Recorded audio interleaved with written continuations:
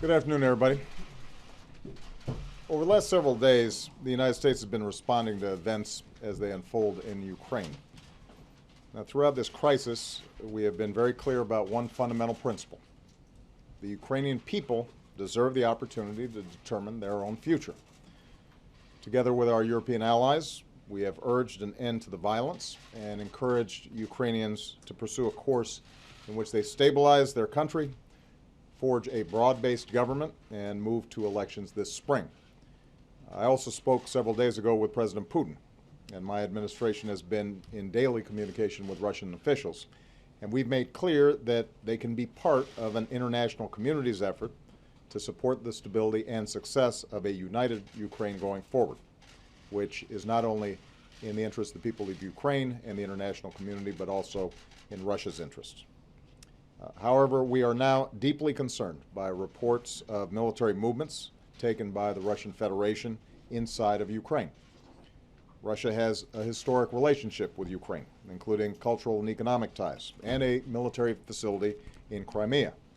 But any violation of Ukraine's sovereignty and territorial integrity would be deeply destabilizing, which is not in the interest of Ukraine, Russia, or Europe.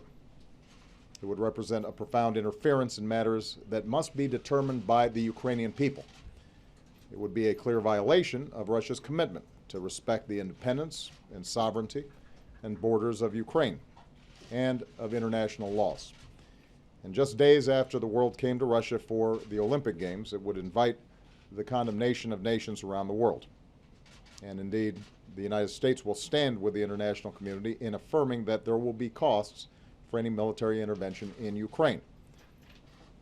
The events of the past several months remind us of how difficult democracy can be in a country with deep divisions.